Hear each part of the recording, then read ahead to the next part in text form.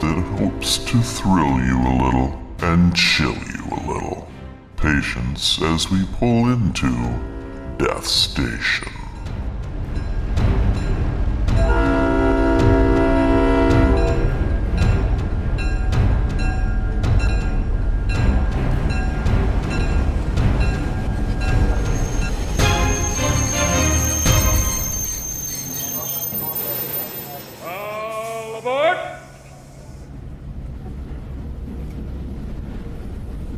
Well, hello. This is the Horror Express, and I am your conductor. Please watch out for the hellhounds, as that they aren't very well trained, you see. On today's train ride, Ron and Jason will be talking about that very hulking thing, Bigfoot.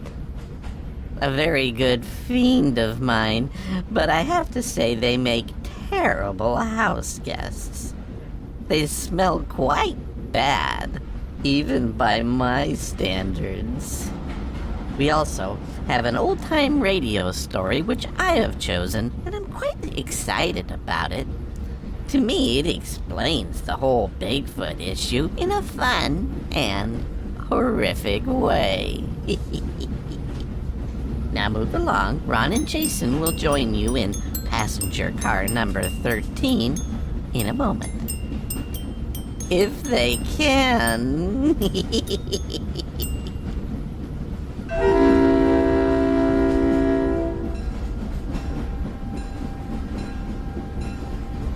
Well, Jason, I am excited about today's show. I have been waiting for this one for a long time. But before I get to one of my favorite subjects, how you doing, bud? I'm doing pretty good. How are you? You know, I've actually gone through some of the worst weather I have ever gone through in all my years of existence here in the Pacific Northwest.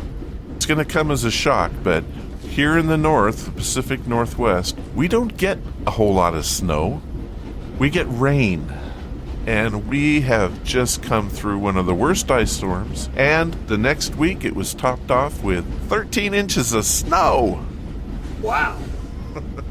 I was stuck here in my poor little dwelling for hours and hours and hours and hours. Couldn't get my car out. And then, to make matters worse, when I finally got the car out, the heater and the defroster don't work no more. Oh, gosh. And we were having temperatures down in the teens, the 17s. That doesn't happen here in the Pacific Northwest. It does if you live up in Alaska, but not down here in rainforest country. Wow, that is crazy. And to say we were ill-equipped for this storm is an understatement, let me tell you. Okay, how are you? I'm doing pretty good. I've been busy, but doing good. So, any hurricanes? No, that luckily is not one of the things that we have, even though we have, technically it ends December 1st, so we're out of the hurricane season, but we are supposed to have torrential rain this weekend, which is kind of odd. And we only had about 1 week of cold weather, which is around 60, which I don't even consider cold, but it's cold to everybody else down here. Yeah, I bet. That's pretty normal for us around here, 60. Yeah. So pretty much where I'm at, just sitting back and getting ready for football and, just having fun. I'm excited because I think you and I, for the first time in the history of sports, have a pretty good shot at being at odds. You being a lover of the New England Patriots, am I off? No. And me being a lover of the Green Bay Packers. Yeah, this could be another showdown in the Super Bowl. And I'm excited for it. I think that we got what it takes to beat Brady. I really do. My wife is a Packer fan, and I'm like, there's nothing I want to see more than to see Roger Goodell give the trophy to the Patriots after what he did to us this year. I'd hate to have to go through the Steelers, which I have to do anyways, but then on top of it, go through my wife's team too. So I'm really, really, really, really torn. But if I have to lose to any team, I'd much rather be in my wife's team than anybody else's. So go Green Bay. Yeah, absolutely. So, loved it. But you know what? This is a horror train. Yes, it is. And we should probably get to some scary stuff, don't you think? I like scary stuff. Let's do it. All right, well, I'm going to start us a little bit different with our topic than I've ever done before. And if that's all right with you. Yeah. As you know, I'm an editor, and one of the books that I recently got to edit was Jim Harold's Campfire number 5. And in that particular book, there is a story about our topic. And what I thought I'd do is go ahead and just read the story from that book. And by the way, I do have Jim Harold's permission to do this. Yes. I'm going to read this story from his book, his latest Campfire book. And I think it'll do a pretty nice job of setting us up for our topic today. Are you ready? Yeah, let's do it. Okay, the story is entitled, There's Something on the Ridgeline. My father was in the military and he lived in Alaska. There was no cable television or anything, so fun was camping, fishing, and hunting. There was a place we used to camp about 4 hours outside of Anchorage. We would go as a family and do a lot of fishing. We would try not to get chased by too many bears, moose, or anything like that. One night, when I was about 10 years old, we were up there and it was late. We had our German Shepherd with us. The dog was upset. He kept pacing and would not rest. We looked out the window and thought we saw something on the ridgeline about 100 feet away. My dad decided to take a look around, but he didn't find anything. At that point, we were not too concerned and went to bed. However, that didn't last for long. We woke up quickly when our campers started getting pelted with rocks. This assault went on for quite some time. Our dog was crying, and the whole thing was pathetic. My dad was pacing back and forth, and we were all just wondering what the world was going on. The next morning, my dad went up to the ridgeline and found footprints. He told me it was a bear. We had another week of camping, and I didn't think he wanted to worry me. Years later, I was talking to my friend about my experience. He told me that what I described was common Bigfoot behavior. They like to hurl rocks down onto anything they see as a threat. He also told me that the dog's reaction was quite common too. I spoke to my parents about it, and my dad said, yeah, I didn't want to say, hey, by the way, Bigfoot's throwing rocks at us, but yeah, that's pretty much what it was. I thought it was a bear walking on that ridgeline. Then it occurred to me that no bear is going to walk around a ridgeline for 5 hours from midnight till 5 a.m. That is my Bigfoot story, Leslie from Georgia. Wow. Did you figure out what the topic was from that? Yes, I think we're going to be doing Bigfoot. Really? What was the clue? Oh, I don't know. Maybe talk about Bigfoot in the story, but yeah. Well, I got to tell you, Bigfoot is something that has always fascinated me. And so why don't I just kind of give you, for those that maybe have never heard of it, Bigfoot is supposedly a human ape-type creature that many believe live in the forest of the Pacific Northwest region of the American continent. He's also referred to as Sasquatch. He's often described as a large and hairy, resembling a half-man, half-ape creature in folklore and myth. Many of those that have reported seeing Bigfoot describe him with large eyes, low-set forehead, large brow ridge, and having enormous footprints. He's believed to be upward of 500 pounds and anywhere from 6 to 8 feet tall. Also, he's reported to be rather smelly and is mainly nocturnal. Okay, there's your warm-up, Jason. Have at it, buddy. Well, you know, what's cool about this is it falls under cryptozoology. I've never seen one myself, but I don't know if they exist, but I don't know that they don't exist. What's really always got me about this is that Bigfoot has been supposedly seen in various states. It's not just one state. So is it a possibility that it's just one, or is it a possibility that there are more than one? It always intrigues me about it. I've never been on one of those Sasquatching type of hunts or anything like that. But my gosh, I would love to go try one time. But I've heard that you've actually done it. I have. In the 90s, I did it a few times.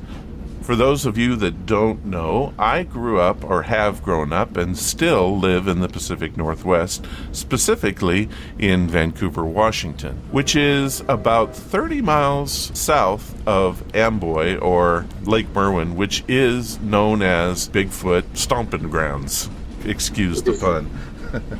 But there were a lot of groups that used to go up there, and they would go up at night, and we would meet in Amboy, get our baseball bats and sticks, and always made sure that there were a few women along, and we would go up to the mountains and start banging on trees and making as much noise trying to get them to respond. And I can honestly say that I've heard some strange stuff up there, but I cannot say that they were 100% Bigfoot, but they definitely sounded very weird.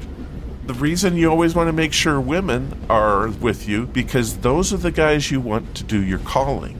A Bigfoot male is not going to answer a human male, but they will answer a human female. So what about a female Bigfoot? Would they answer the call of a male? I would think so. I think it would be reciprocal. There is so much we don't know about their behavior. The few things that we do know is, number one, they're very private. We know that they are very, very much a lone species. They want to stay away from people. They don't want to interact with us. They just as soon not. And we also know that they are highly protective of where they live. Mm-hmm. And so if you do happen to wander in, they will defend it with life and limb. And throw rocks and beat on trees and scream back if they think that they are being threatened. Scientists think that they're probably not a meat eater, that they're more than likely a meat and plant eater, kind of like us as humans. Although there are many that believe that the Bigfoot in your area, the swamps and whatnot, are probably more vegetarian. Interesting. Yeah. Now, do you believe that it could be just one potential Bigfoot that seems to be, traveling all over the United States? Or do you believe that there is a bunch of different ones, maybe different species of Bigfoot? Let me answer that question with this. Have you ever heard of a jacko? Yes. Have you ever heard of a jinger? No, that one I have not. Have you heard of a monkey man? Yes. Have you heard of Old Skunky Bill? No. How about a Ragura? Yes. Treeman? Yes. Wendigo? Yes. This one, I'm not sure I'm going to say it right. A Widgie-do-Quaka. No. I'm sure I butchered that, by the way. And, of course, the Yeti. Yes. How many names is that, just off the top of my head? At least 6 or 7. Yeah. So, no, I don't think that there's one Bigfoot. And, in fact, there can't be. Well, number one, they're territorial, like I said. So if they're down in the south, I think they're going to be very different from something that lives up here in the northwest. If they're in, the Himalayas and being called a Yeti, which are considered white, the abominable white snowman, well, that doesn't match anything like Sasquatch. So right. No, I do not believe that there is one big thing running around, moving around the country. I do honestly believe that Bigfoot is here in the Northwest. I believe that they are very much a part of the forests here. And I don't know if you're aware of this, but you can come to Vancouver, Washington, and you can drive 30 miles away from here, and you could so lose yourself in the forest that you would be dead in a week. Wow. It is that heavy and thick around here. It is unbelievable that people can't imagine that creatures can hide themselves in the forest up here.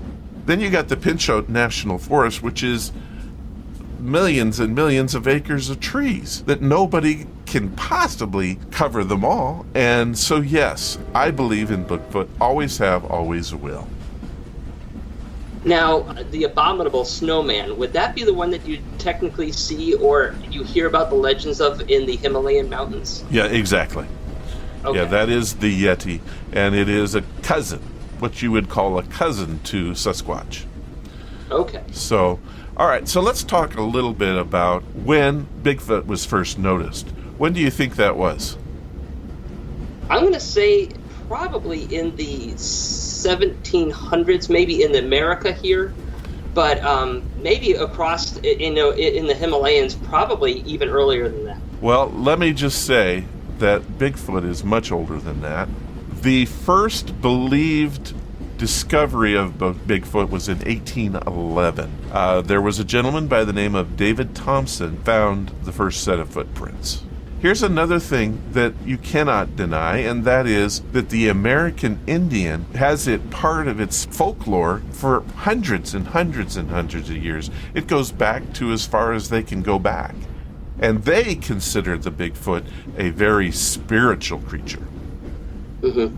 If they can go back in their society and say that Bigfoot was around before white man even came here, well, there's got to be something to this.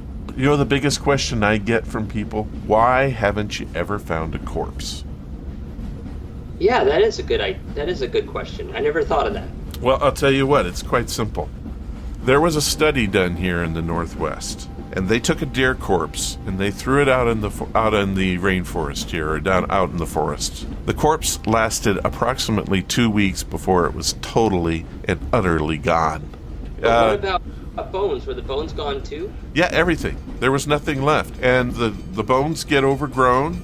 The meat gets carried off by various creatures. And when bones are overgrown, eventually they're going to turn to dust. Yeah. So it's not surprising that they have never found the remains of a Sasquatch, especially in that backcountry.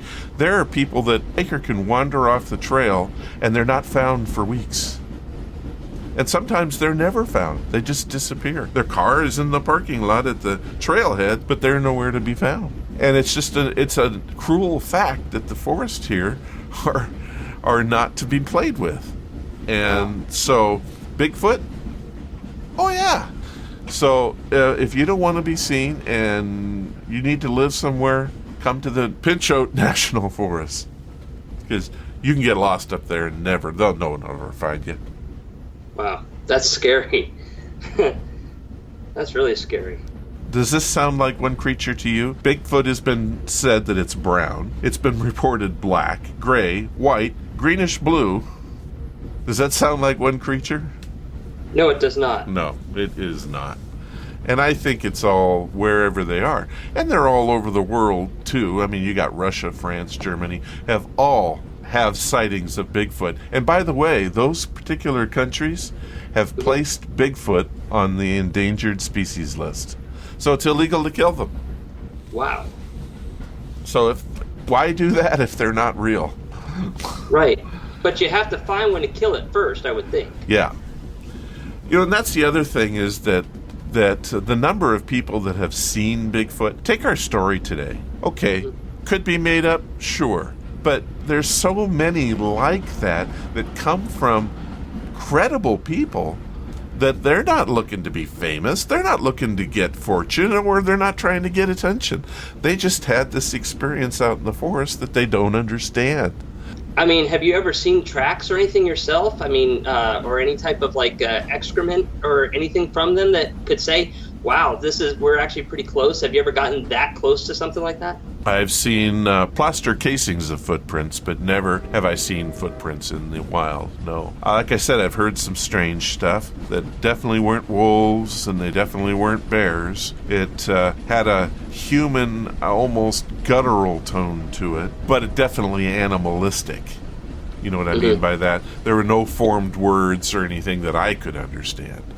That's still cool. I mean, like I said, I don't know too much about them myself. I know that they are a huge lure for people. I mean, people want to believe that they're real, and we do have some credible potential evidence about them. I mean, like I have seen, actual prints of a Bigfoot. Could it be a big bear? I don't know, but it's just really interesting to see what we've accomplished to at least make this plausible. And I hope one day we will find one. I think that would be very interesting. I think eventually, as we continue to grow and expand, I think that there's going to be a run-in between them and us. I don't know for sure. I do kind of want to wind this up with another story if I can. Okay. This one was one that came to Ron's Amazing Stories, and I played it there. I think you're going to be pretty impressed. Let me just play it, and then let me get your feedback on it afterwards. Okay.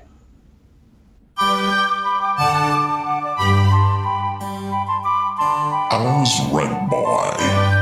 Amazing stories read by amazing people.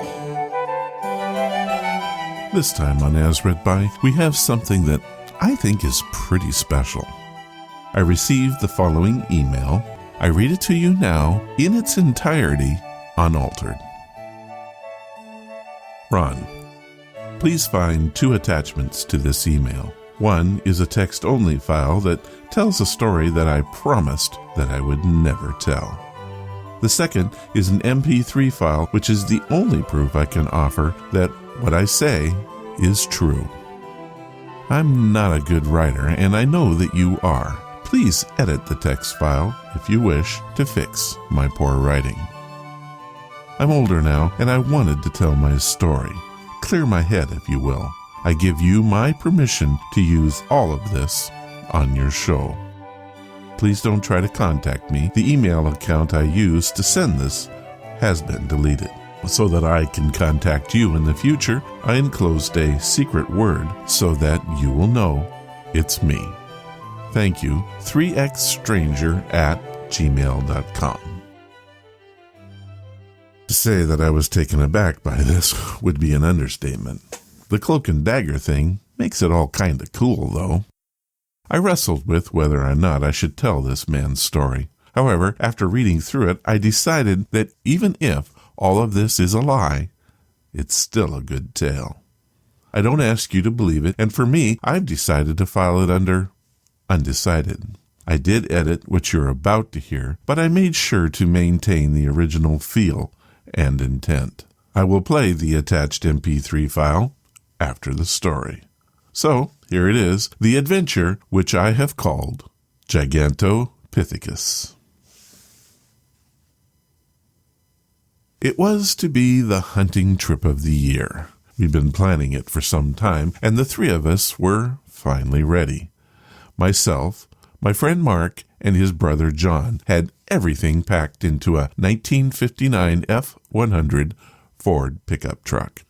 We had enough food and supply for 2 weeks' worth of hunting, fishing, and camping. The past winter had been rough, so the Fish and Game Department limited the issue of elk tags that year.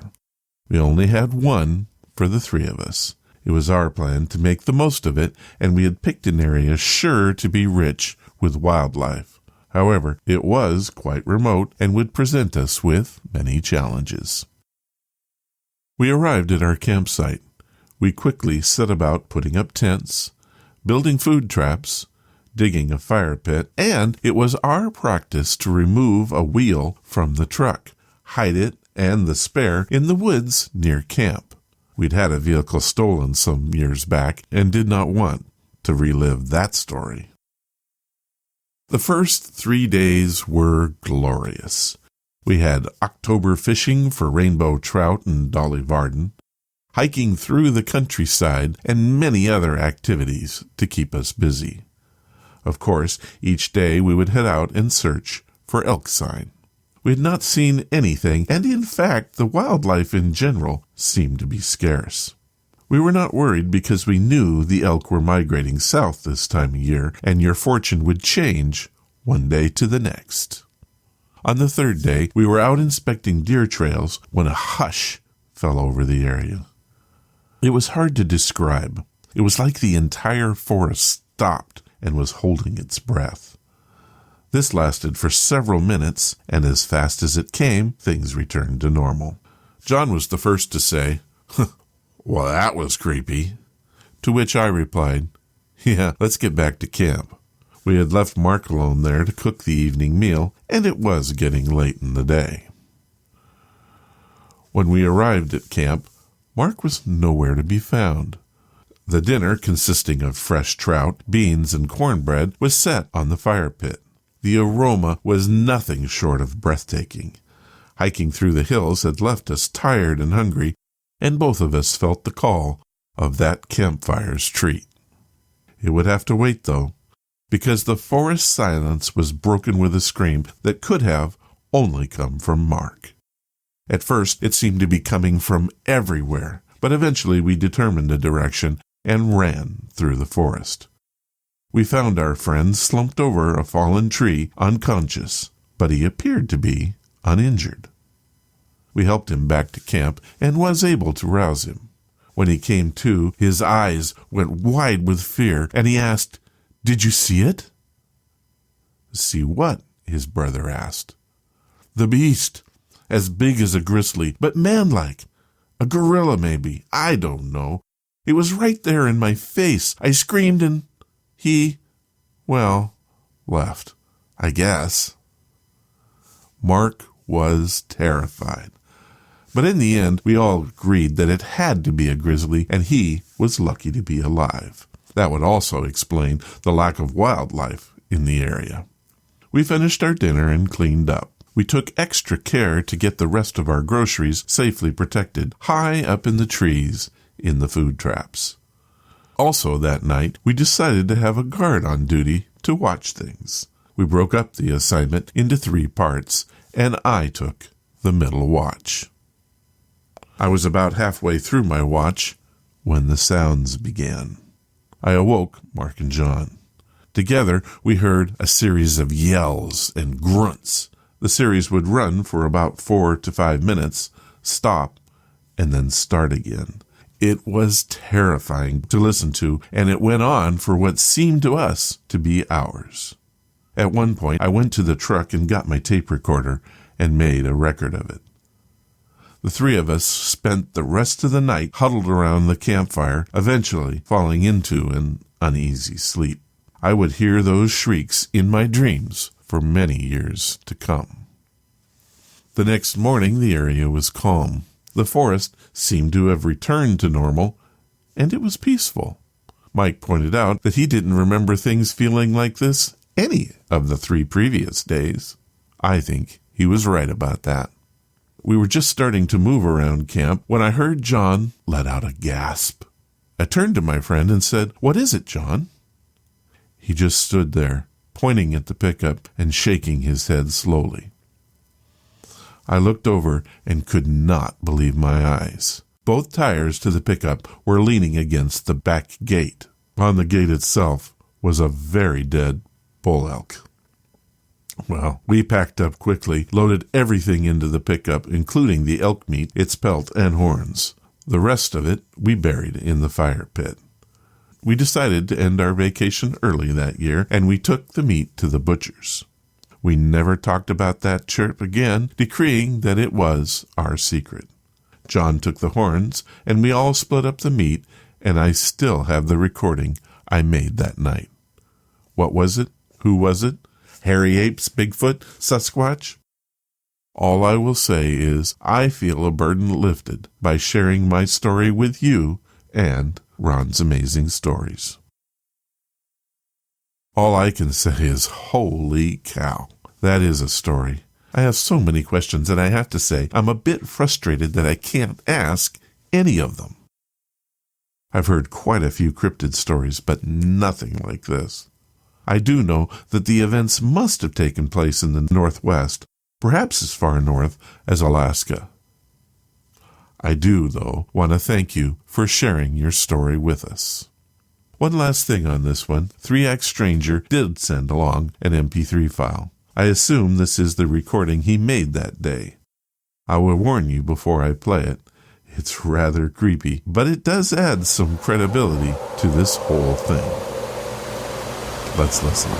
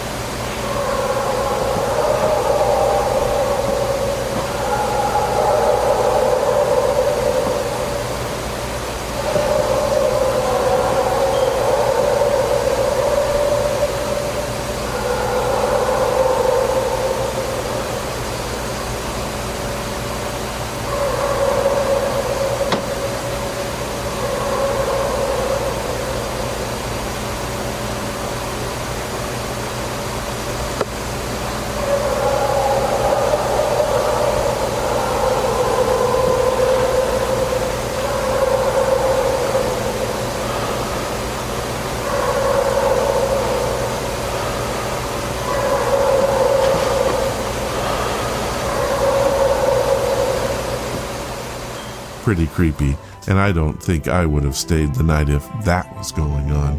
Again, thank you for sharing your story with us. And now this.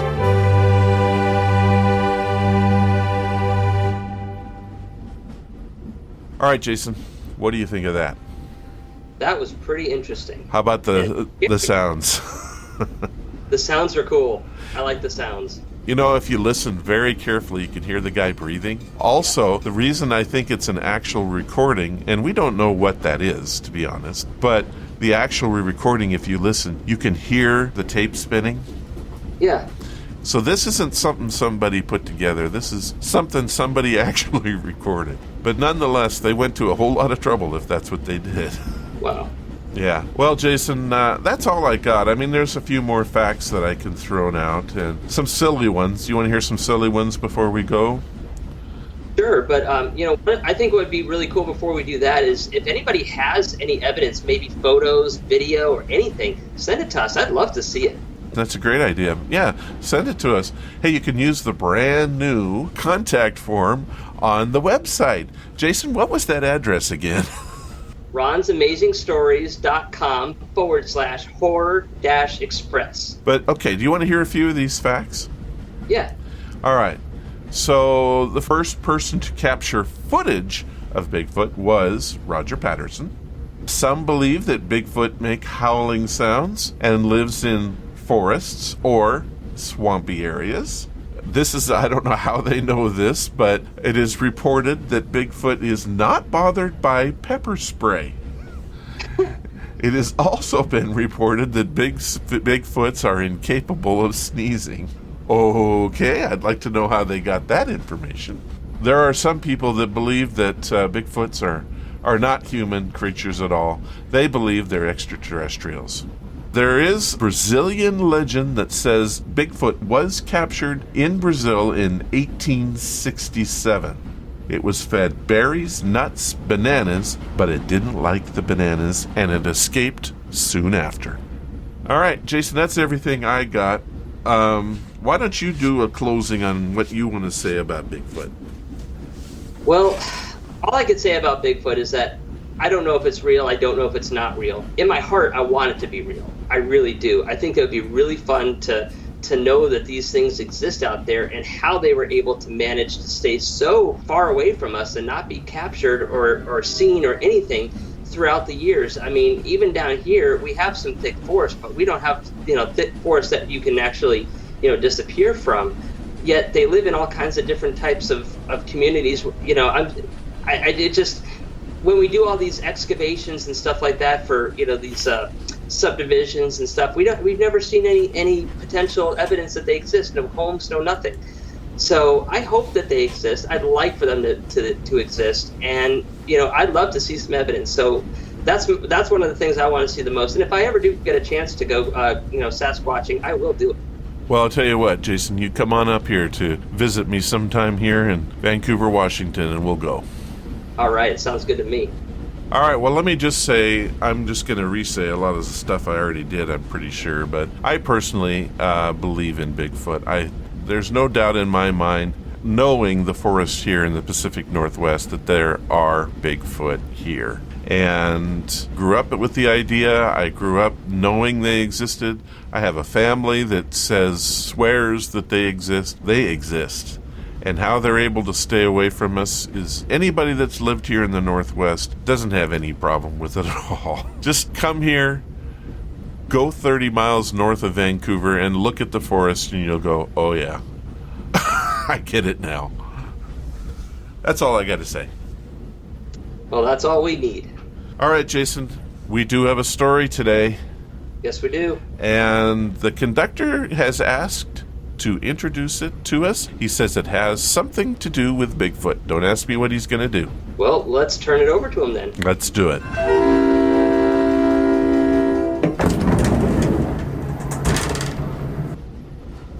Hey, guys. I think that I have the solution to this whole Bigfoot question. The real answer. Oh, really?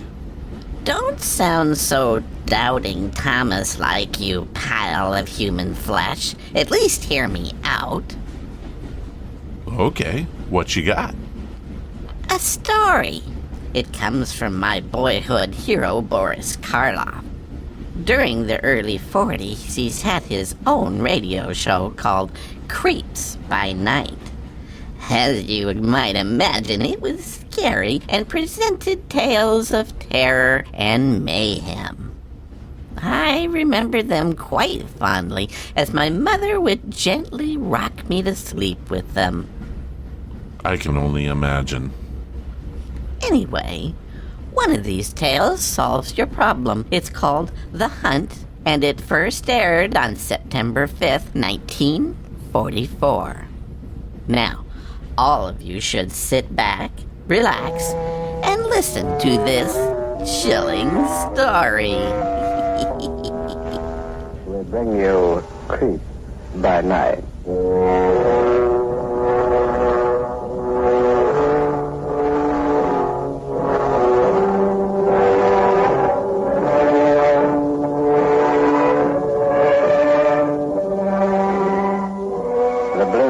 Presents the international star of stage and screen, the mastery of mystery, Boris Karloff in Creeps by Night.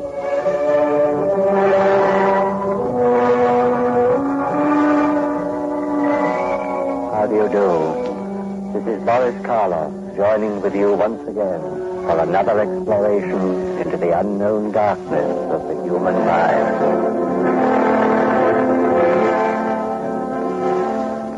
Tonight, our story illustrates in terrifying terms the oft-repeated theme of this program.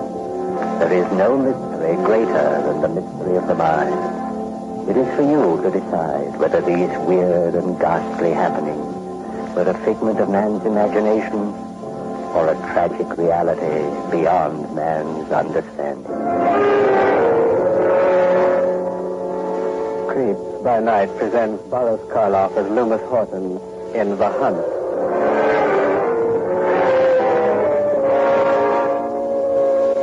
Our scene is the Horton farm, 50 acres of rich grazing pasture almost on the edge of the Louisiana bayous. The legendary swampland that for centuries was the spawning ground of black magic and voodoo. The night is warm and dark, its heavy silence broken only by the hum of insects, the chirping of crickets, and the occasional deep-throated croak of a bullfrog off in the swamp.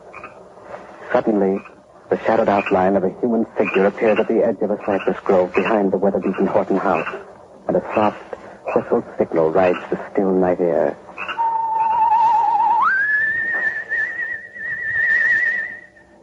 For a long moment, there is no response. Then, a door at the rear of the house opens quietly, and a girl crosses to the cypress grove, her eyes searching the darkness. Yes? Right here, Julie. Jeff, you shouldn't have come. He's in one of his black moods tonight. I gotta go right back in. He'll kill me if he finds me here. He won't kill nobody. I'm getting fed up with him ruining your life, Julie. Got a mind to tell him a thing or two. It won't do any good, Jeff. What rights he got keeping you from getting some fun out of living? That's what I want to know. He's my brother. That don't give him no right to pen you up. You ain't one of his stinking sheep. Jeff, please not so loud. He'll hear you. I don't much care if he does. Please, Jeff. I'll be the one to suffer. Oh, I'm sorry, Julie. Only it makes me mad clean through when I think of him treating you the way he does. I want to marry you, Julie, and take you away from here. There's stories going around the village. What do you mean, Jeff? I don't like to say it, Julie, but the folks are talking about your brother Loomis. Talking? I don't understand. Well, Bert Peabley and Bill Mason come through here night before last hunting coon. Said they saw Loomis out in the east pasture, digging a grave. A grave? Yeah. He's burying something. You know what it was, Julie? Got any idea? No, I don't, Jeff. But what? oh, I shouldn't be telling you this, Jeff. It won't go no further, Julie. Promise. Hope to die. Well, I heard Loomis talking with the hired man. I heard him say something comes out of the swamp at night. Out of the swamp? Yes. They don't know what it is. But come dark, Loomis hardly never goes without his shotgun. Sound like voodoo to me, Julie. I gotta take you away from here. It ain't healthy. Oh, you can't, Jeff. Not till I'm 18. Not for 2 months yet. How am I going to sit around for 2 months thinking about you shut up in a house with that crazy man? You got no right to say that, Jeff. I got every right. Digging graves at night. Burying Lord knows what and talking about things coming out of the swamp. I ought to say something to him about all this. You can say it right now. Oh. Evening, Mr. Horton. Get back into the house, Julie. Hold on a minute, Mr. Horton. Get into the house. I'm going, Loomis. Bye, Jeff. Julie, wait. Let her go. You got no right treating her like you do. I got a right to do as I please. She's my sister and she's underage. Now get off my land and don't come back. If I catch you here again, I'll horsewhip you. I don't scare easy, Mr. Horton. No? Perhaps I got something in the house that may change your mind. I'll give you 5 minutes to get off my land. I'll leave when I'm good and ready, and not before. I'm going back indoors for a shotgun. And if you're still here when I come out again, you'll get a load of buckshot. Remember that.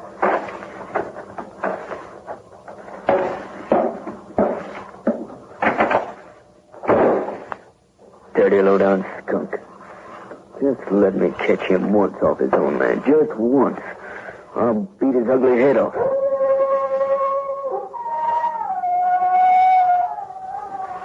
What's that?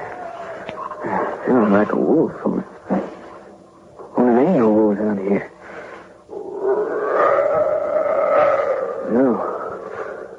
There ain't wolf crowd. Come around. Come closer. Peeking through the cypress grove. I wonder what it is. Maybe I better...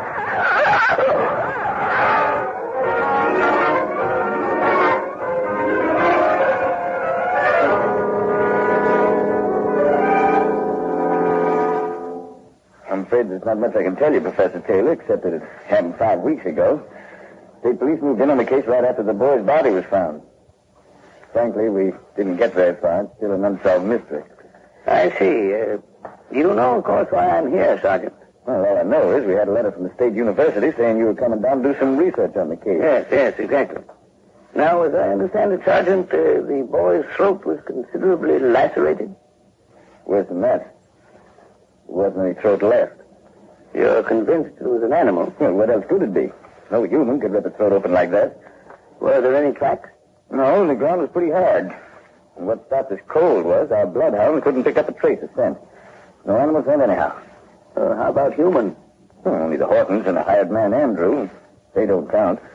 Thing happened on Horton land, so naturally you'd expect it. Yes, of course. Tell me, this Horton you mentioned. Loomis Horton, his name is. Does he keep a dog? A savage dog? No, won't allow one on the place. He investigated the dog angle, but there isn't one like that in the whole parish. Curious. Very curious. Where is the Horton farm located, Sergeant? About 7 miles out of town. County road. Did the boy live or work there? No. According to Horton's story, Jeff Tuttle was calling on young Julie. She's Horton's sister. Jeff left about 9:30, and a few minutes later, Horton heard him screaming for help. Horton ran out the back of the house, found Jeff at the edge of a cypress grove. Stone dead. Mm-hmm. I'd like a little talk with this Horton, Sergeant. Well, I don't know. He's a queer duck. Doesn't take much to strangers. And doesn't take much to anybody, as a matter of fact. Really? Well, he puts in most of his time looking after his farm and his sheep. Keeps one hired man. Between the two of them, they manage pretty well. Then there's his young sister, the girl Jeff Tuttle was calling on. He doesn't let her out of his sight. Keeps pretty much cooped up in the house. Nice-looking girl, too. Mm-hmm. Would it be possible to drive out to the Horton farm tonight, Sergeant? Let's see, 10 minutes to 8. It'll be dark by the time we get there. Well, you're not afraid of the dark, are you? I'm not afraid of anything I can see. Let's go.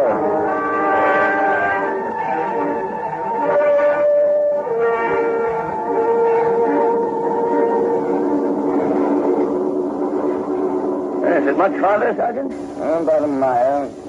Professor, look at that. Look at what? They're ahead crossing the road. Is that a dog? Good grief. Speed up, Sergeant. Hurry before it's gone. Look how its eyes gleam in our headlights. Like yellow fire. That's a dog. It's the biggest one I ever saw. I'm afraid it's no dog, Sergeant. Quick, swing to the left. Keep your lights on it.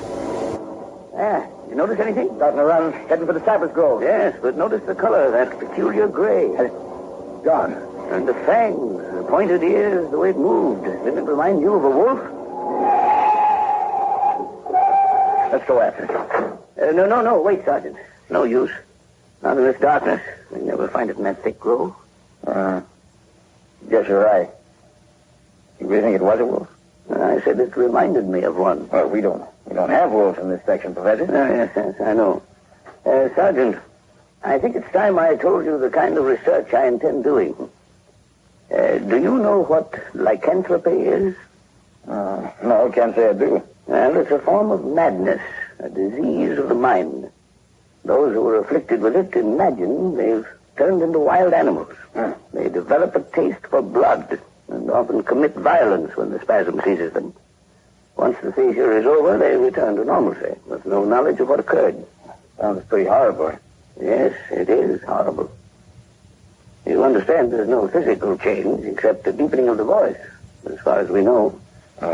What do you mean, as far as you know? Well, some authorities believe the disease may be so deeply rooted in certain human beings that when the spasm seizes them, their actual physical appearance is altered. They take on the form as well as the habits of wild beasts. They are called werewolves, men who turn into wolves. What? Well, what's the matter, Sergeant? Why did you jump? It just kind of hit me. Bloodhounds not finding any animal scent, and that gray thing we just saw run across the road. And we mustn't leap to conclusions, Sergeant. No true werewolf has ever been found, although there are many alleged eyewitness accounts claiming that such creatures have been seen, particularly in the Balkan countries of Europe. Thus far, though, we have no positive scientific proof that werewolves really exist. Hope they don't. So do I, Sergeant. I devoutly hope so. But the case of this young man whose throat was torn out presents some aspects I'd like to investigate. I'm beginning to see what you're thinking about. I suggest we drive on to the Horton farm, Sergeant.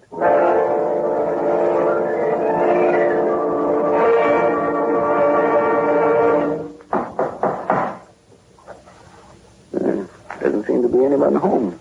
The light upstairs, out in the parlor. Someone goes out at night. How old a man would you say he is? 45, 6. Somebody's coming. Yes? Who is it? Sergeant Moran, state police. Just a moment. Sounds a little out of breath. Don't be scared when you see him, Professor. He's not too pretty to look at. Sorry to disturb you, Mr. Horton, but... What do you want? This is Professor Taylor of State University. I'm pleased to meet you, Mr. Horton. Yes? What is it? May we come in? I was just going to bed. We'll be just a few minutes. After you, Professor. Thank you. Professor Taylor came down from university to do a little investigating on Jeff Tuttle's case, Mr. Horton. I'd like to ask you a few questions.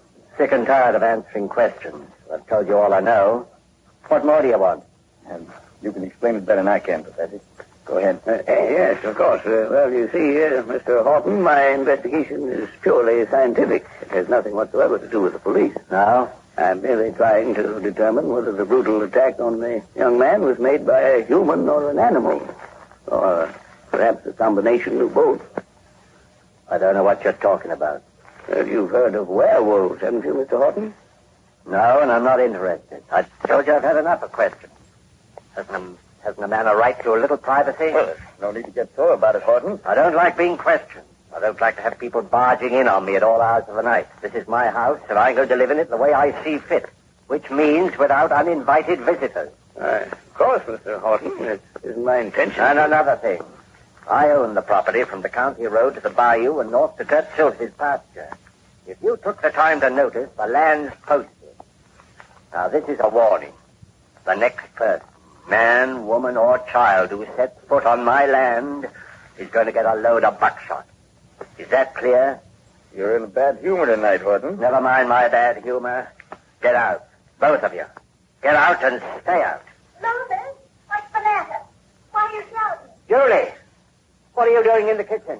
Didn't I tell you to stay up in your room? But, Louis, Don't you dare come down that rear stairway with my back's turned. I just wanted to find out if you'd asked Andrew about my lambs. How many were killed? Get up. It's your own house. Go and Loomis, don't be angry. I presume that was your sister, Mr. Horton? Lovely girl. Good night, gentlemen. Get off my property and don't come back unless you're invited. I'm sorry, Professor. Looks like we're being asked to leave. Oh, it's quite all right. Thank you anyway, Mr. Horton.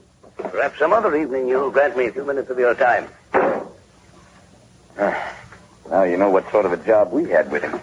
I must say he isn't very sociable. Watch the steps. They're not too solid. Oh, yeah. His sister doesn't resemble him in the least. Oh, she's rather pretty. You hear how he screamed at her? Yes. Poor child. Might as well head back to town, I guess.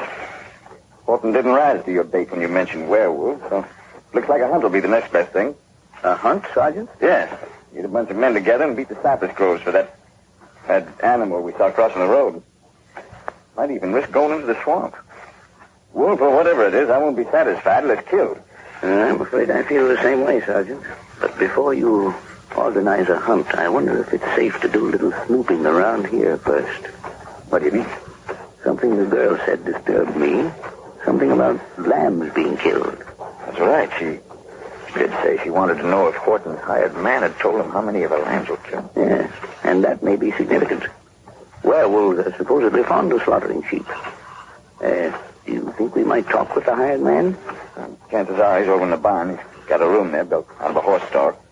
You can take a look. It might be a good idea. It's over this way. Keep an eye out for Horton. He may come gunning for us.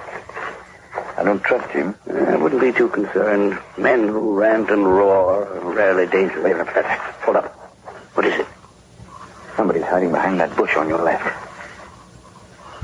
All right. Come up with your hands up or I'll shoot. Watch it, Sergeant. Shine your flash on him, Professor. Yes, certainly. There. What? Andrew. Hired man. I ain't doing nothing. Honest, I ain't. Why were you hiding behind that bush? I got scared. I heard voices in the gravel. What were you doing out here? Burying the sheep and the lambs. What was that? Since when do you bury sheep and lambs? Well, these got to be. Mr. Holton said so. They run afoul of the critter. What critter? Only the Lord knows. We got strange goings on round here. Mighty strange. Always said 'twas too close to the bayou. Can't help it. Them swamps is full of things. Where are you burying the sheep, Andrew? Right over there. Put 'em in the truck guard, Mr. Holton said. Good and deep. Let's have a look at them, Sergeant. All right. See? There they are. 4 ewes and 2 of Miss Julie's baby lambs. All with their throats torn out. Yeah.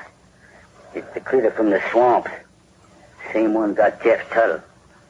When did this happen, Andrew? The lambs got took night before last. We lost 3 ewes on Sunday and 1 last night. Has it ever happened before? Been going on most 2 years. Not regular, though. Months will go by and the critter don't show up. Took a shot at him once, it did. When was this? Last spring. Seen him behind the pump house. But it scared me half to death. The way his eyes glowed like the swamp fire. Wasn't time to draw no bead. Missed him, I guess. What did he look like, Andrew? Couldn't tell. Too dark. All I seen was his eyes glowing yellow. Might have been a sheep-killing collie, though. One of them wild ones. I very much doubt it. You're thinking of what we saw on the road tonight, Professor? That animal, whatever it was. Yes, if it was an animal. Why do you say that? Just look at these dead sheep. See where I'm flashing my light? Their back legs, An ordinary animal would have nipped the legs and torn at their rumps. There's not a mark on them, except at their throats. Somebody's coming. Gravel's crunching. Must be Horton. Duck behind the bush, Professor. We don't want him to catch us here. Don't say anything, Andrew. Keep low. Here comes.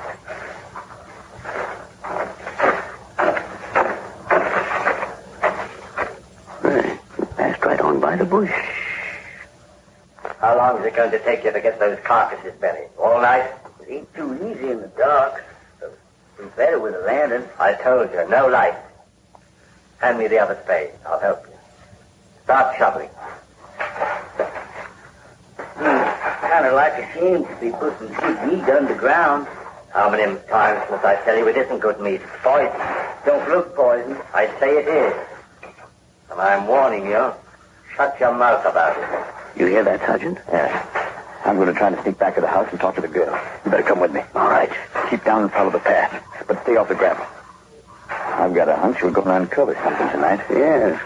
Perhaps more than we realize.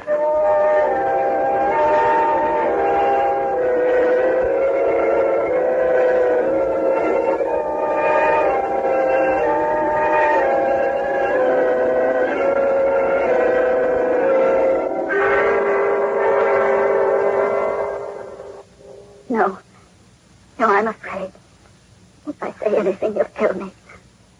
You'd better go. Don't let him find you here. Now, don't worry about us, Julie. We want to help you. Why does your brother keep you locked in the house? He says it's for my own good. But that's not true. I know why he does it. Why? There's something going on. Something he doesn't want me to see. Something that isn't human. What do you mean, Miss Horton? I can't explain it, but I'm sure he murdered Jeff. I'm sure of it.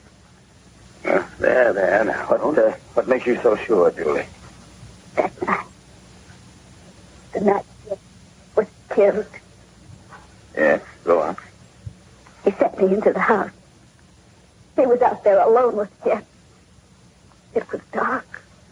Pitch dark. Go ahead, Julie. I heard their voices. My brother was shouting at Jeff. He said he'd kill him if he didn't get off the property. I think we'd better get her out of here, Sergeant. No, I can't go. I can't. Why not, Julie? He'll follow me. He'll do to me what he did to Jeff. Sergeant, someone's coming. Huh? I hear footsteps on the front porch. All right, quick, get her out the back way. Take her to the car and wait for me there. You know where it's parked. The county road right at the entrance to the farm. Yes. Well, come, my dear. No, I'm afraid. Well, there's nothing to be afraid of. Everything's going to be all right. Julie. Julie, where are you? She's gone, Horton. What are you doing here? I want to talk to you. Where's my sister? What have you done with her? I told you she's gone. Where is she? Answer me. Where is she? You don't have to worry. She's safe. Safe. Safe? Tell me where she is. Take it easy, Horton. Take it easy. She's with Professor Taylor. We're going to take her away from here. You're going to take her away. You're going to take her away. Over my dead body. Don't be a fool, Horton. Put that face down. Put it. Julie. Julie. Julie!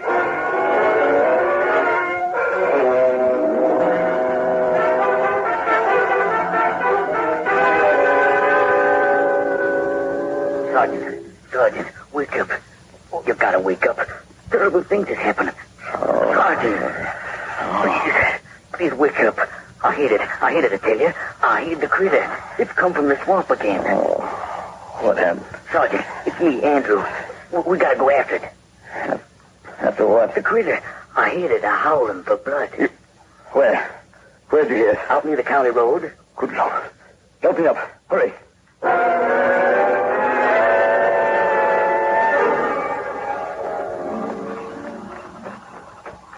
Are you sure Horton came this way, Andrew? Yep. I seen him running crazy like. Then I heard the howling, like a wolf howl it was. Only worse. Never heard nothing scared me so. Froze my blood. How much further we have to go? Gates up ahead. Road's just beyond there. Here, you take the flashlight. I'll handle the gun. Keep looking sharp. Don't worry. There's the gate. It's open. Bring your light. Yeah. Wait. Hold it. Lord, the mercy. What? It's Professor Taylor. Lying in the road and Horton standing over him. He's all covered with blood. Horton! Horton, get away from him! Get away or I'll let you have it. No! You got him. Professor, are you all right? Yes, I'm all right. Horton, he's dead. You're bleeding, Professor. Better get your doctor. No, wait. Across the road in the bushes near the cypress grove. What? Is it? It's the swamp critter. Shoot, Sergeant. Shoot into the brush. Don't let it get away. Think I got it. Good. Come on, Andrew. We'll take a look. Come in.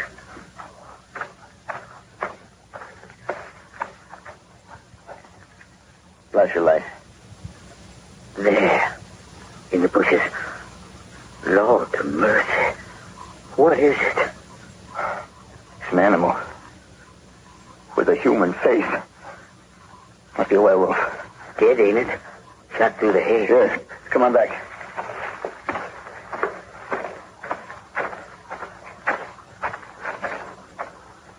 You were right, Professor. Looks like a werewolf. That's what it is. It attacked me. Horton fought it off. What? You mean he had nothing to do with it? No, but he knew all the time.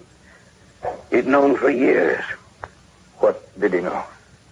The werewolf was his sister, Julie.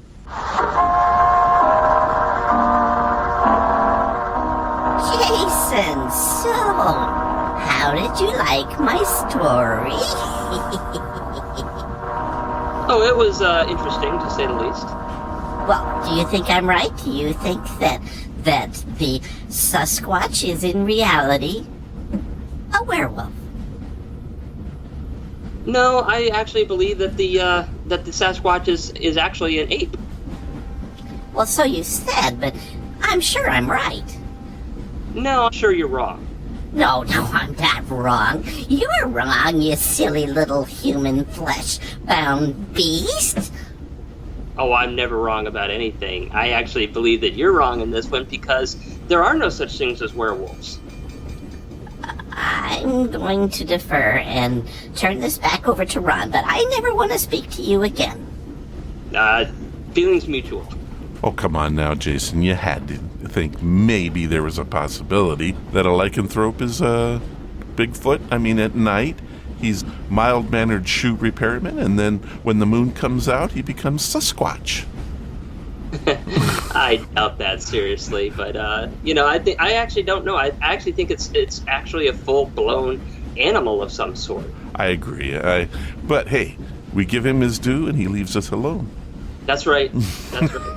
All right. Well, I guess it's time for Q&A. Okay.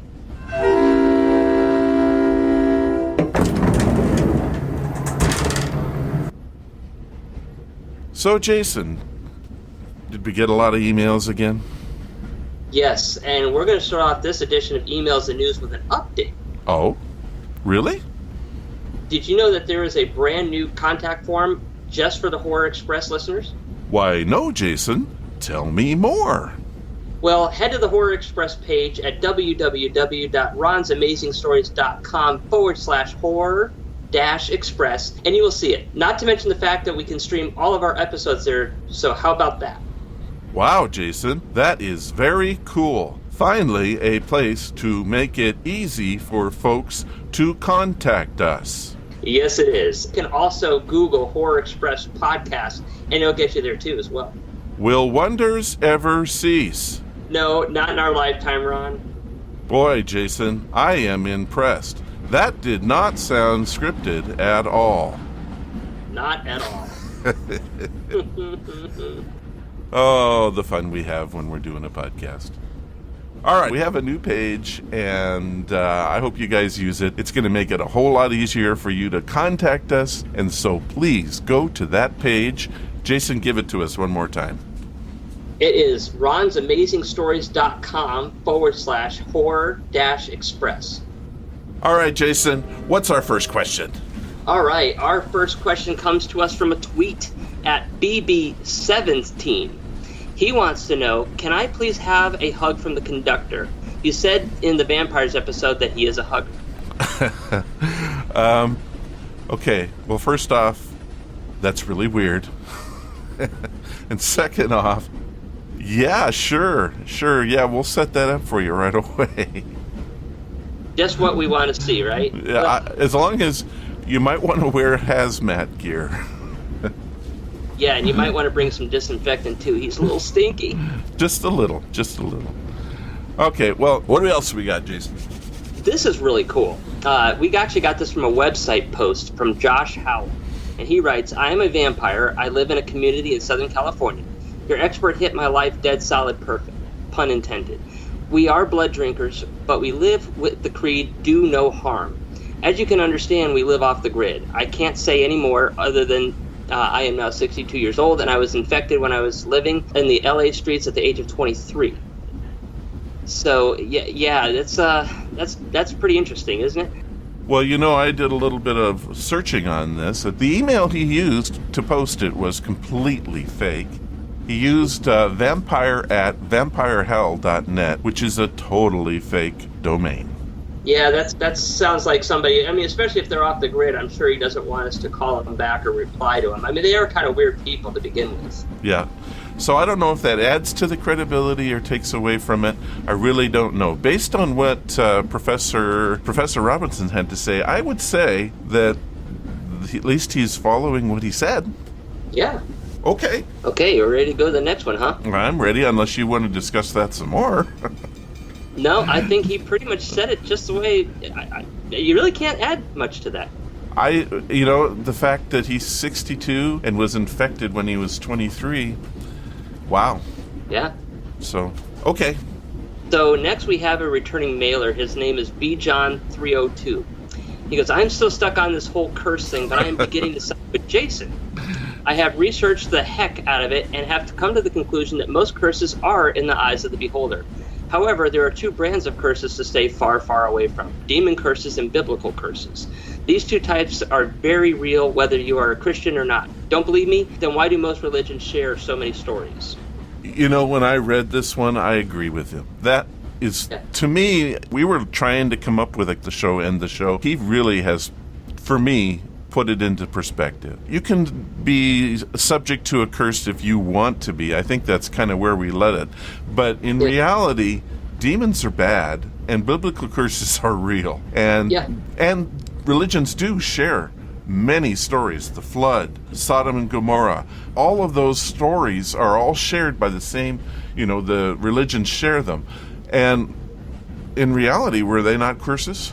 Yeah, I guess you could consider them curses. I mean, you had the Great Plague of Egypt, sure, which is considered a curse. So, I mean, yeah, and those are actually considered caused by a certain deity or a certain type of paranormal creature, whether it be a demon or an angel or something. So, I mean, yeah, I do believe that is a possibility. I mean, I don't think that that's just something that was done by man. I believe that was actually done by a greater power, which is something far more than what we have here on the earth. Well, to Brian, I've got to say, I think you've really hit it for me and really put a definition on the whole thing. I think you've hit it dead solid perfect. I agree. Okay. Good work. His name is Brian Johnson, by the way. We've had him on the show. I think this is the third time now. Well, it's nice to have people on here that interact and have something to add or take away. So, that's good. All right. What do we got? All right, so the next one is, he's a tweeter. It's at Alan85. He says, I'm trying to promote your show here in Michigan Falls. Say my name and retweet me. I am Alan Jacobs. I am real and support you guys. Okay. Well, it's nice to know he's real. All right, Alan. I believe I did retweet you. Although I'm not sure I used the hashtag Alan Jacobs. Well, I don't think you need the hashtag to make it happen. But I do think I retweeted you. Thank you for promoting the show. That, to me, means more than... Well, it means a lot. Yeah, it does mean a lot. That's absolutely right. Anytime that somebody takes the time to try to promote us, that means we're doing something right. Okay, so where is Michigan Falls? I'm going to say Michigan. I don't know. You would think. Here, I've got a browser open. Let's find out, shall we? That's in the arm of Michigan, if I'm not mistaken. Let's find out. Michigan Falls is in Michigan. How about that? And nice. It's beautiful. I'm looking at a photo of the Michigan waterfalls. There are more than 300 waterfalls in Michigan. I didn't know that. Is it in the arm of Michigan, or is it in the actual central state? Upper Peninsula, it says. Well, thank you very much. What was his name? His name was Alan. Well, thank you, Alan. Do what you can to promote. We appreciate it very much. And to Michigan Falls, here's a shout out.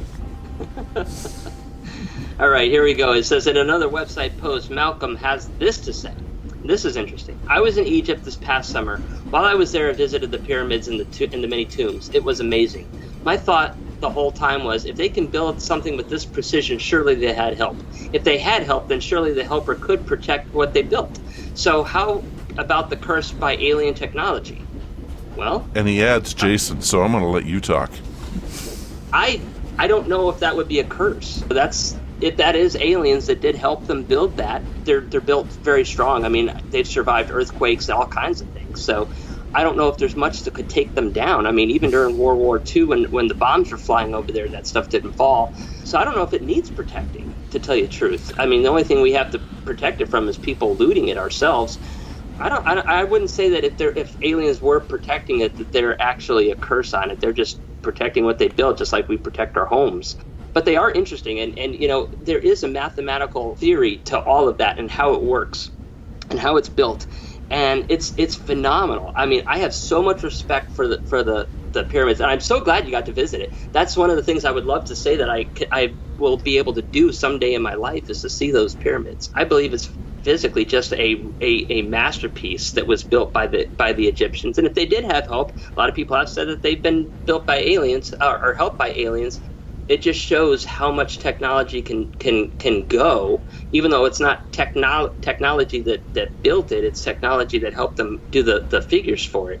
Yeah, I guess I would just say that I think it's more of a protection. If they are protecting it, just watching over it like we do our homes. I don't know if that's technically a curse. I mean, I haven't seen anybody that physically died from going to the pyramids or in it, other than a few of them, which really weren't even pyramids. They were burial grounds underground as opposed to the ones on top.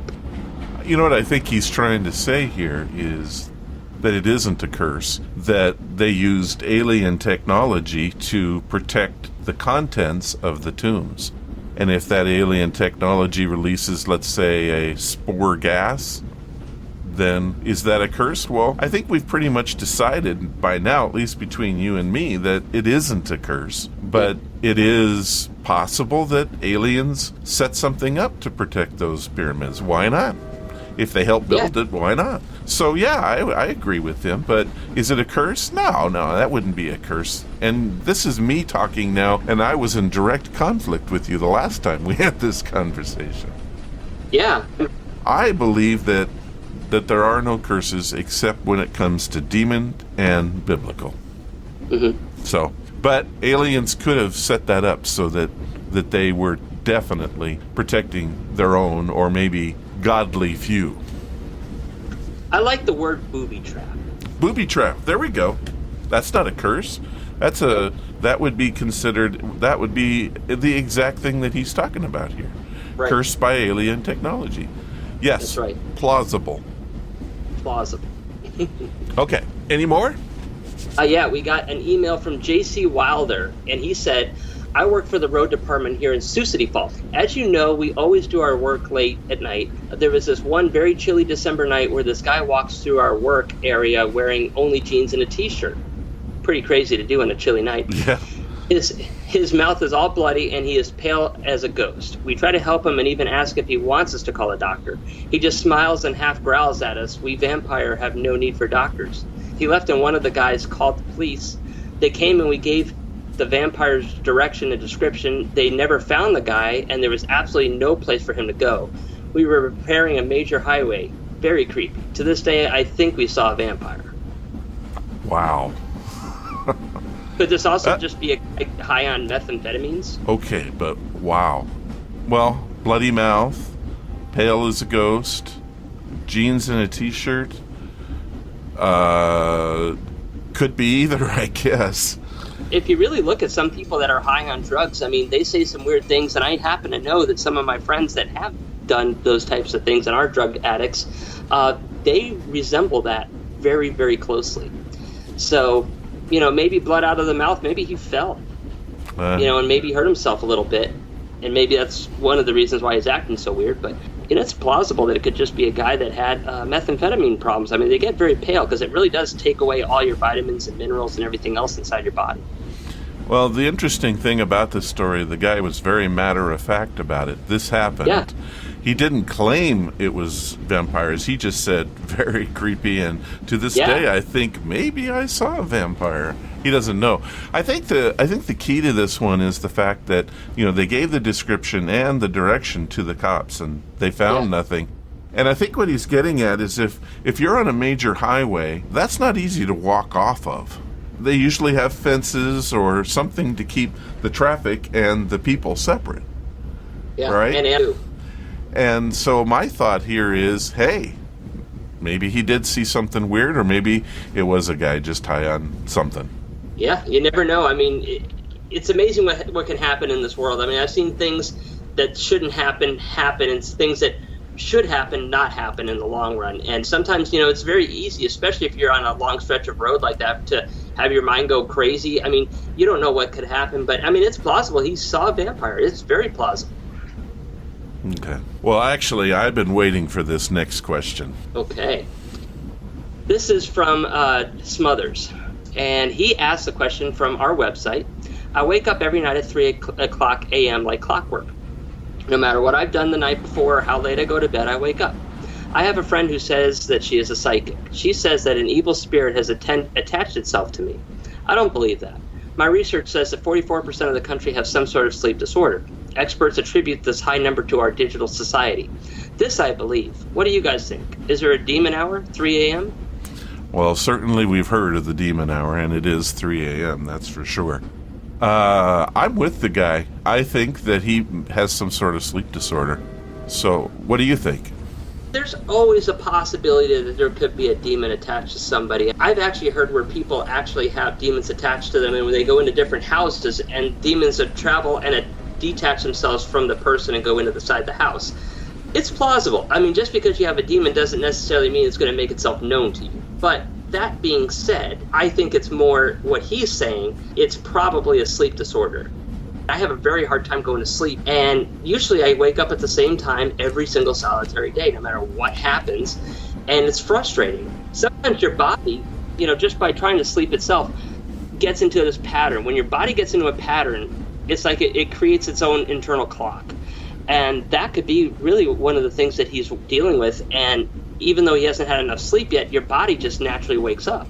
So you're right. I think it would be something he should probably at least look at, maybe with a doctor, and see if that doesn't change. Now, if he goes to the doctor and they still can't change it, and no matter what they do, it doesn't work, then there might be another problem.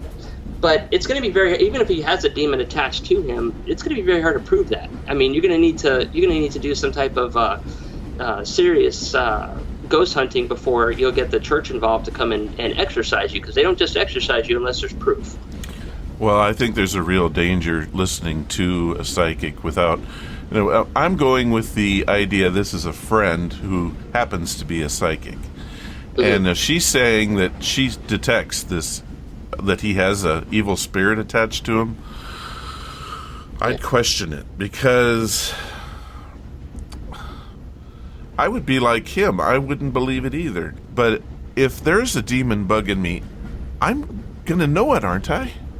No, not really. I mean, but if they are demons, they are a little bit more sly than just what you normally have around the house. So I guess you would notice something. There'd be something about you that constantly goes on and on and on. You won't be able to really figure out why this keeps happening to you. Still, I still think the chances of it being more of a sleep disorder are more plausible than a demon. You really kind of have to invite demons to you, and you have to be susceptible in some way, shape, or form, whether you be going through a bad time in your life when they attach themselves to you. You got to weaken yourself is really the way that they attach themselves to you. And if you're not technically awakened because of, I don't know, some type of trauma in your life, sometimes it can also happen if you're sick. Now, if you were sick at one point in time, maybe you were going through chemotherapy, or you have some type of recurring illness like like diabetes or something like that, and maybe you got to a low point in your life where you did become weaker. That is a possibility for it to also attach itself to you as well. But generally, you have to invite that. So unless you went out there and did some type of witchcraft or something like that, I don't know. I just don't think it would probably be a. I'm more on his side. I think it's more something that's plausible with a health issue. Yeah, I agree. Having suffered from sleep apnea myself, I'll tell you, it changed my life when I went and got help. Mm-hmm. And so I would recommend starting there first, and then hey, if that doesn't work, then maybe head to a church and see if there's something that they can do to help. But I'm thinking you're right. This is not a sleep disorder. I mean, it's not a demon possession. Well, here's another thing too. When you have a demon attached to you, it's very hard for you to want to go in and read the Bible. It's very hard for you to go to a church. It's very hard for you to go on holy ground, period. Give yourself a couple of weeks and try it. Go to church. See what happens. It's not going to hurt. Yeah, I agree there. I mean, it's free. It's free to do. I mean, unless you want to put $1 or something in the collection plate, it's free. Go check out a doctor. And before you start to say that you're affected by demons, where you're gonna be judged a lot, people are going to really attack you on that and question you and your sanity. Try those couple routes first. I mean, it's worth the shot to at least go to church, see if it works. Give it a month. And if you cannot do it, you find yourself you cannot just walk into this building anymore, you might have something, because that's kind of weird. Yeah. All right, Jason, let's move on. I hope that helped. I do too. Okay, now we have something that's good. We got a tweet from I Write Books, and it says, "Thank you for your great work, guys. The Horror Express is a great podcast, and you and Ron are the best. Ron's amazing stories for the win. Hashtag." Hey! Yay! Uh-oh. What's the bad?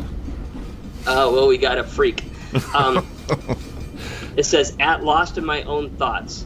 He says, "Come on, guys, research. Have you ever hear of it? Your show is like a sky full of holes." I did some research on A Sky Full of Holes, and it's an album by the American rock group Fountain of Wayne. See, we do research.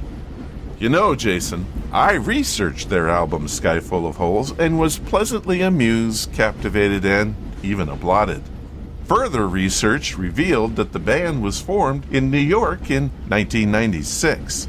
Fountain of Wayne took its name from the iconic garden store in nearby Wayne, New Jersey, which sadly closed recently. Wow, nice research, Ron. And how was the band? Did you listen to any of their music? Yeah, actually, it was pretty good. Hey? Yeah, I was actually... I recommend it. It's not bad. To those who inquire, right? Yeah. Now, here's the question I have.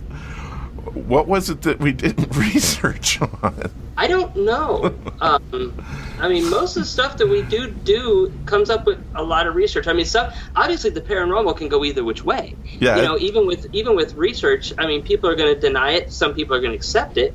It's not concrete proof. We don't physically have concrete proof that ghosts exist or that aliens exist or, some of this stuff happens. These curses exist. It's a perception. So I don't know. Well, his comment is that our show is like a sky full of holes. Yes. And I lost in my own thoughts. I just don't know what that means. I don't know either. But we'll work harder on it, whatever it is. All right, Jason, any more? Nope, that's it. Well, that's good, because we've been on doing this a long time now, and I'm tired. I am too. What do you say we call it a podcast and turn it over to the conductor? Let's do it. All right.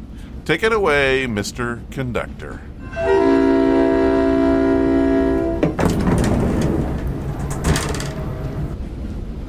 Well, that is the podcast, guys.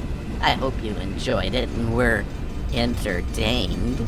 Ron says that's why we're here, but I have to say I'm here to torment, confuse, and, well, torment. Just the other day, a passenger wanted to know where the dining car was. Can you imagine the gall of the guy? Well, I acted all nice and helpful and sent him to dinner in the Hellhound car. The fellas there were so happy, and they enjoyed the feast. What? Oh, the passenger. He never bothered anyone again.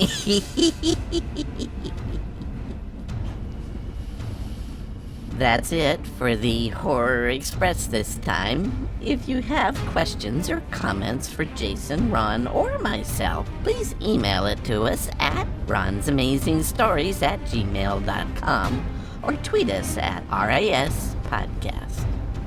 Oh yes, now the bad news. There's no way off this train.